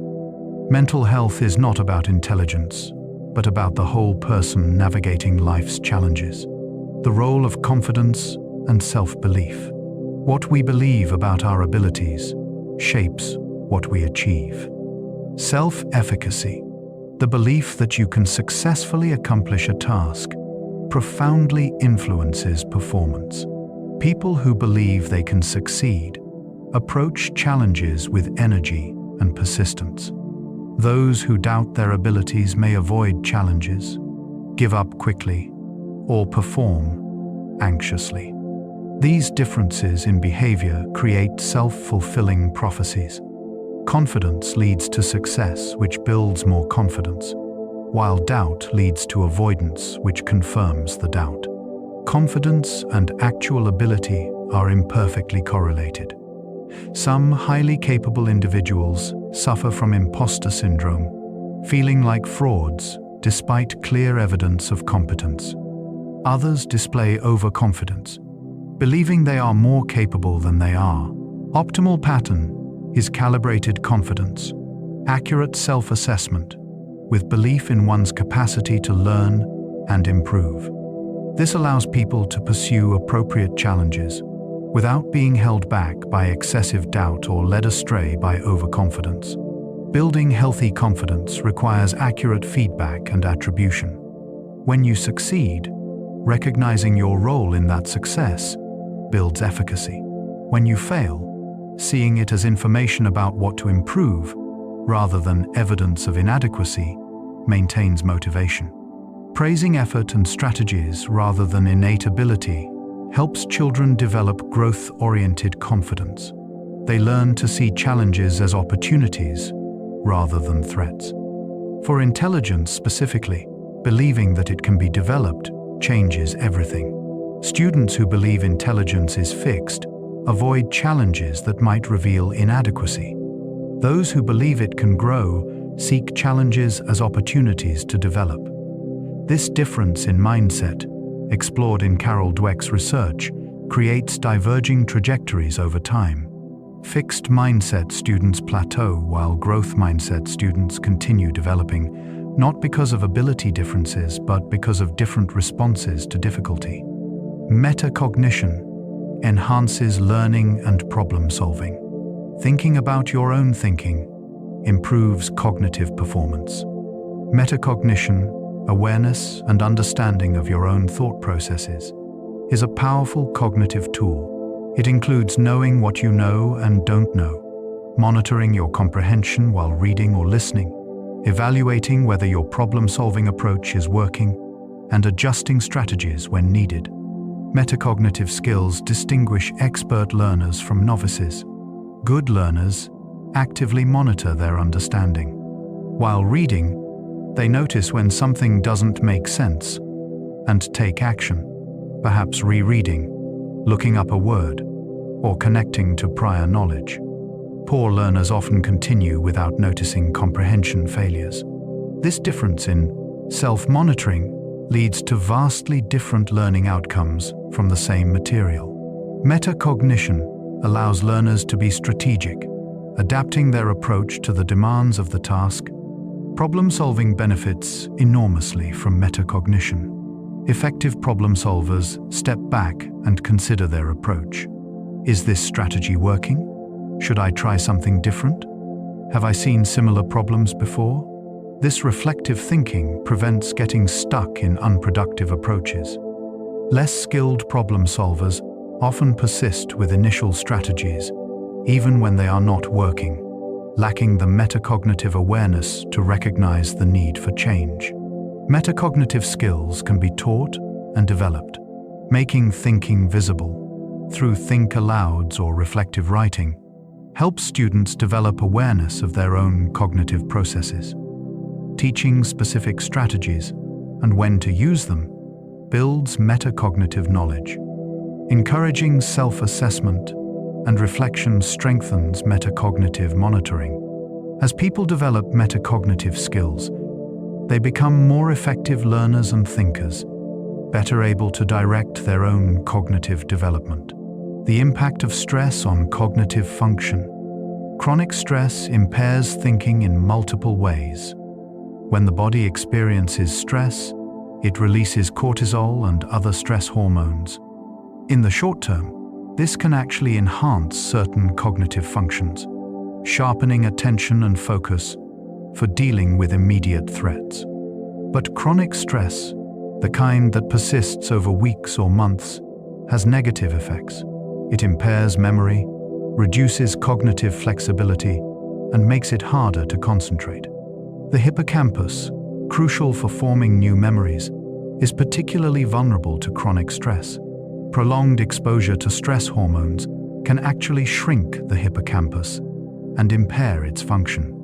This explains why people under chronic stress often have trouble learning and remembering new information.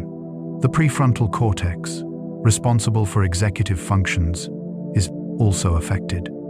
Stress reduces activity in this region, impairing judgment, decision-making, and impulse control. Stress affects cognitive performance through multiple pathways.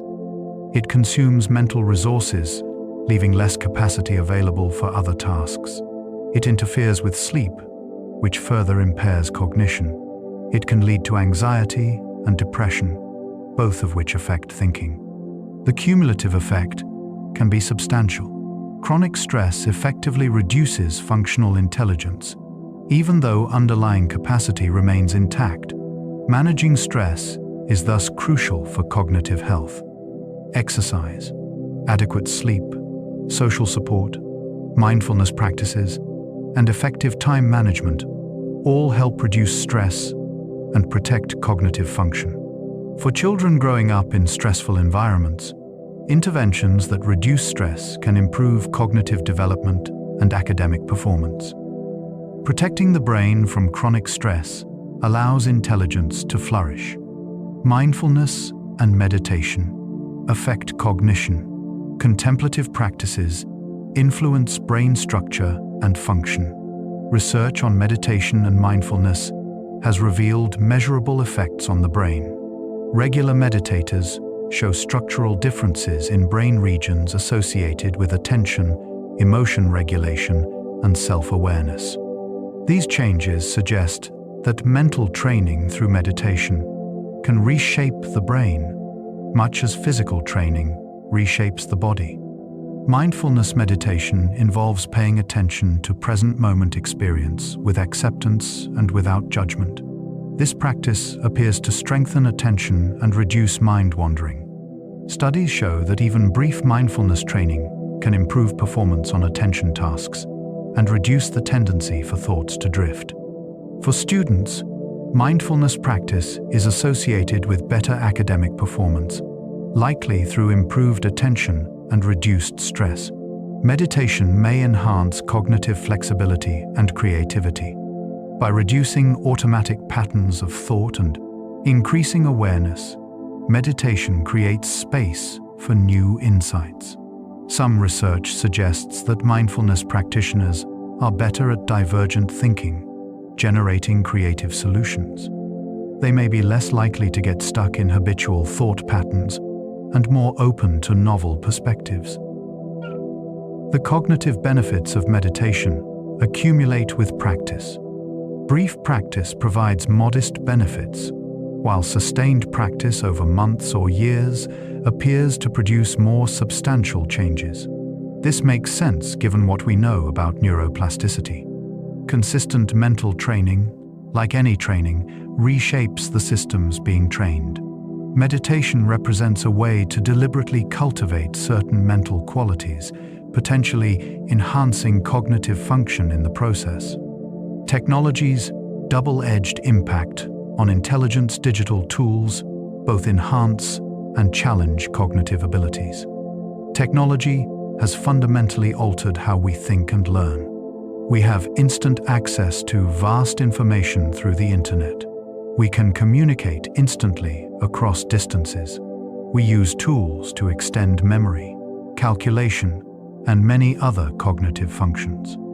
In many ways, technology amplifies human intelligence, allowing us to accomplish things that would be impossible without technological support. However, technology also presents challenges. The constant availability of entertainment and distraction makes sustained focus difficult. Multitasking, enabled by multiple devices and applications, fragments attention and reduces the depth of cognitive processing. When we can instantly look up any fact, we may not bother to remember things, potentially affecting memory systems. The ease of finding information may reduce motivation to truly understand, settling for surface-level knowledge. Social media and digital communication change social cognition. We interact with more people, but often less deeply. We present curated versions of ourselves and see curated versions of others, potentially affecting social understanding and empathy. The asynchronous nature of much digital communication removes the real-time give and take of face-to-face interaction, possibly affecting development of conversational and social skills. The key is using technology intentionally rather than being used by it. Technology is a tool, and like any tool, its value depends on how it is used. Using technology to access quality information, connect meaningfully with others, and support learning enhances intelligence. Using it mindlessly for constant distraction and shallow engagement likely impairs cognitive development. Developing healthy relationships with technology is increasingly important for cognitive health. The importance of play for cognitive development. Playful exploration builds cognitive skills and creativity. Play is not merely entertainment, but a fundamental mode of learning, especially for children. Through play, children explore their environment, test possibilities, practice skills, and develop understanding. Pretend play builds imagination and symbolic thinking. Physical play develops motor skills and spatial understanding. Social play teaches negotiation, cooperation, and perspective-taking. All of these contribute to cognitive development. The freedom inherent in play supports learning in unique ways. Unlike formal instruction with predetermined outcomes, play allows children to follow their curiosity, try things out, and discover patterns on their own.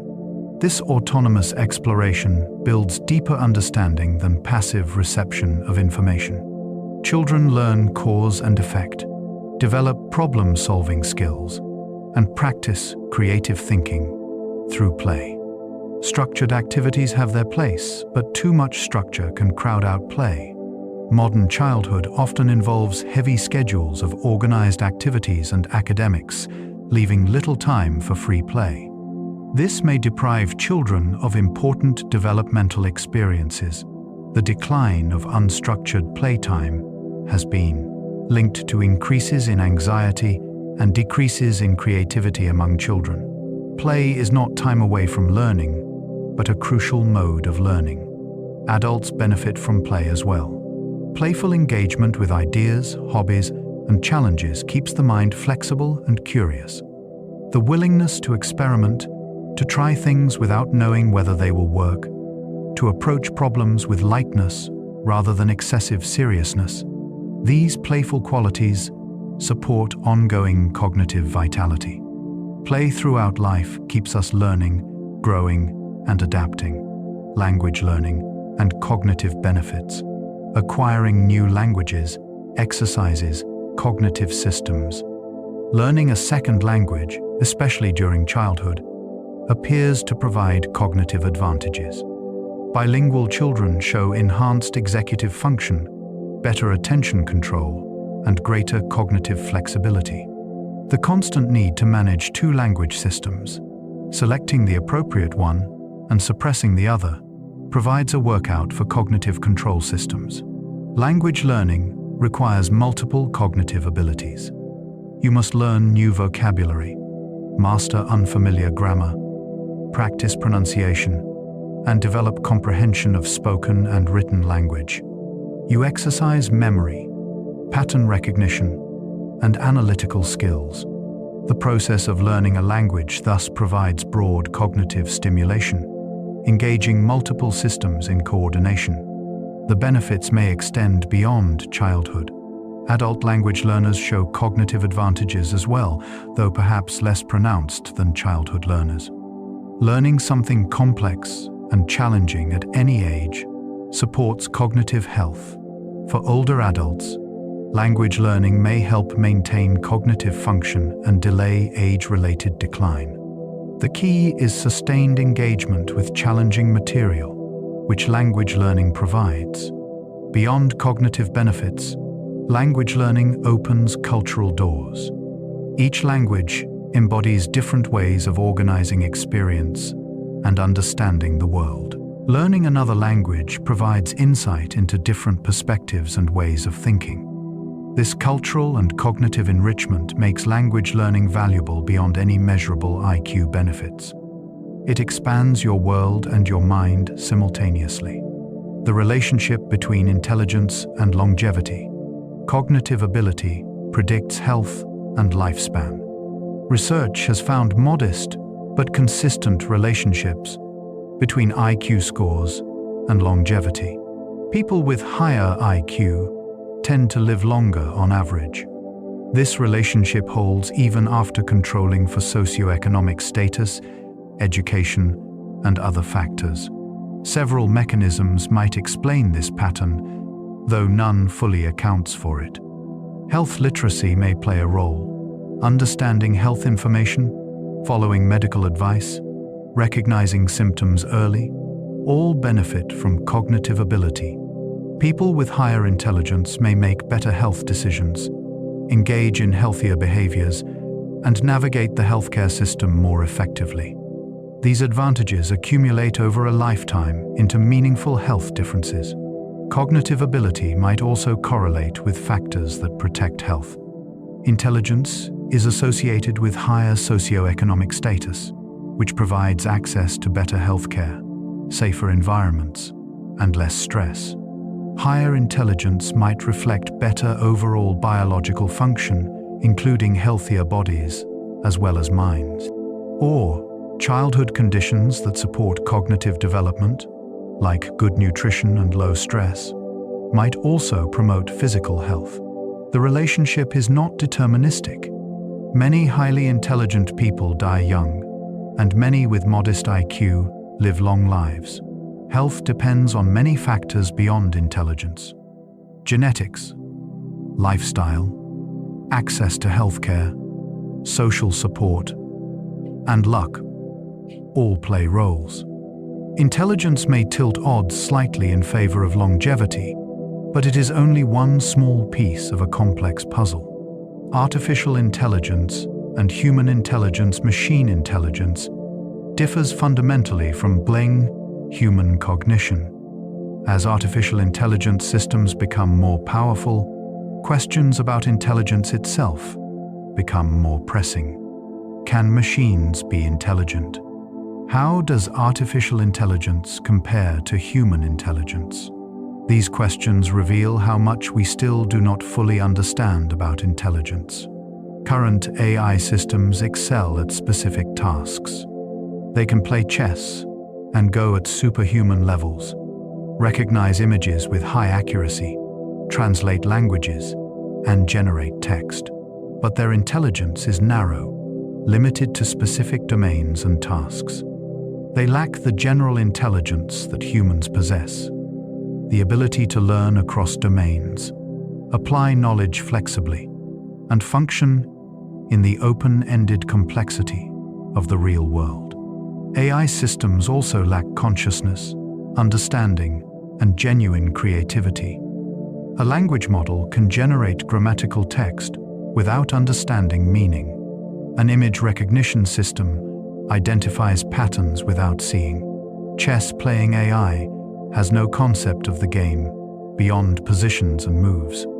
These systems process information, but do not experience, understand, or truly think. Their intelligence, if we call it that, is fundamentally different from human intelligence. The relationship between human and artificial intelligence may be complementary. AI excels at processing vast amounts of information quickly and finding patterns in data. Humans excel at understanding context, making judgments with incomplete information, and applying values and purposes. Together, human and artificial intelligence might augment each other, each compensating for the other's limitations. The future may belong not to AI replacing human intelligence, but to humans effectively partnering with AI systems. Intelligence in other species, many animals demonstrate impressive cognitive abilities. Intelligence is not uniquely human. Other species show sophisticated cognitive abilities adapted to their environments and needs. Dolphins use complex communication and hunt cooperatively. Elephants show remarkable memory and social intelligence. Ravens and crows use tools and solve multi-step problems. Octopuses navigate mazes and manipulate objects with curiosity and apparent intentionality. Comparing intelligence across species is challenging, because cognitive abilities are shaped by different ecological niches and evolutionary pressures. What counts as intelligent varies with what an organism needs to survive and reproduce. Bees navigate using the sun and communicate through dance. Migrating birds navigate across thousands of miles. These abilities demonstrate intelligence even though they differ from human cognition. Some species show abilities that seem remarkably human-like. Great apes use tools, show self-awareness, and can learn symbolic communication systems. Dolphins recognize themselves in mirrors and have complex social structures. Parrots can learn words and use them in apparently meaningful ways. These similarities suggest that aspects of intelligence that we think of as distinctly human actually exist in other species. Studying animal cognition enriches our understanding of intelligence. It reveals that intelligence is not one thing, but many specialized adaptations. It shows that problem-solving, communication, social complexity, and learning exist throughout the animal kingdom. It reminds us that human intelligence, while remarkable, is part of a broader spectrum of cognitive abilities that evolution has produced. We are one intelligent species among many. The future of intelligence research. New methods continue to reveal cognitive mysteries. Neuroscience technology advances rapidly, providing ever more detailed views of the brain in action. Functional MRI shows which brain regions activate during different tasks. EEG reveals the timing of neural activity. New imaging techniques map neural connections with unprecedented detail.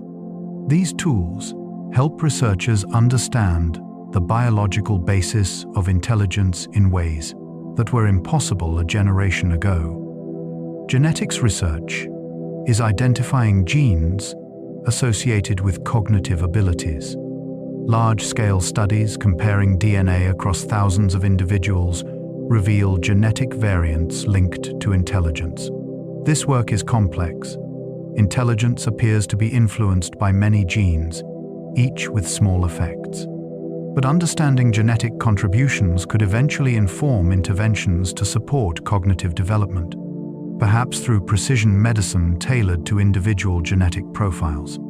Computational modeling allows testing theories of cognition. Researchers build computer simulations of cognitive processes, testing whether their models can reproduce human performance. When models succeed, they provide evidence for theories about how cognition works. When they fail, they reveal gaps in understanding. This approach treats theories as hypotheses that can be formally tested and refined. The future likely holds both better understanding and new questions. As we learn more about intelligence, the phenomenon may seem more complex rather than simpler. We may find that what we call intelligence is even more multifaceted than currently appreciated. We may discover ways to support cognitive development more effectively. Or we may conclude that much about intelligence remains mysterious. The journey of discovery continues, each answer revealing new questions. Intelligence and the meaning of life. Cognitive ability is just one dimension of human existence. In our exploration of intelligence, it is worth remembering that intelligence is not the measure of human worth. People of all ability levels deserve respect, opportunity, and dignity. A person's value does not depend on their IQ score, their cognitive abilities, or their achievements. We are valuable simply because we are human. Intelligence in isolation does not make for a meaningful life. What matters is how we use whatever abilities we have. Are we kind?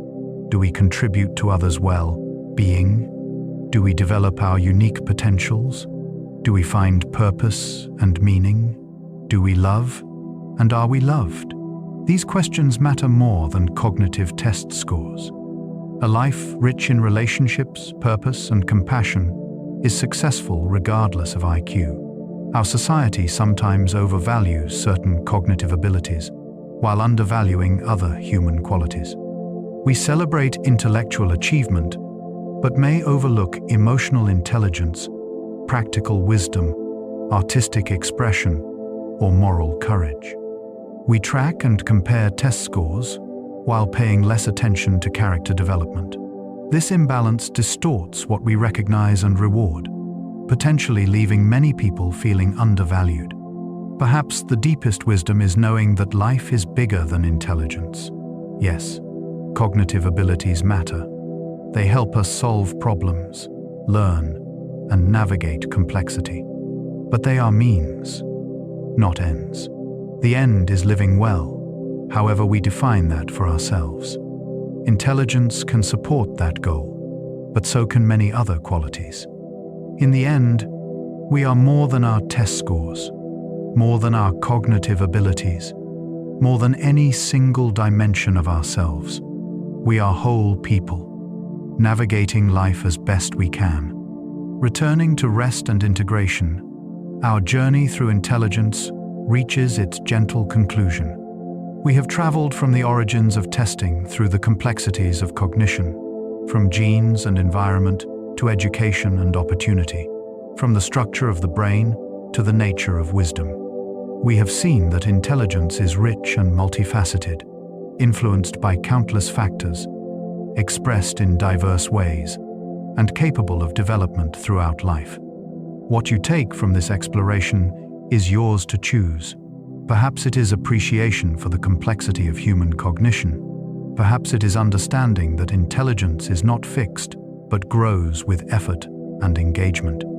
Perhaps it is recognition that there are many ways to be smart, many forms of intelligence that contribute to success and fulfillment. Perhaps it is simply wonder at the human mind and its remarkable capacities. If questions remain, that is natural. Intelligence remains partially mysterious, even after decades of research. We understand much, but not everything. The mind's workings are intricate, shaped by biology and experience in ways we are still discovering.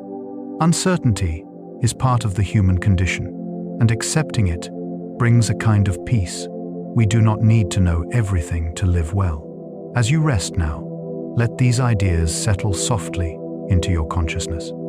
There is no test to take, no score to worry about, no judgment to fear.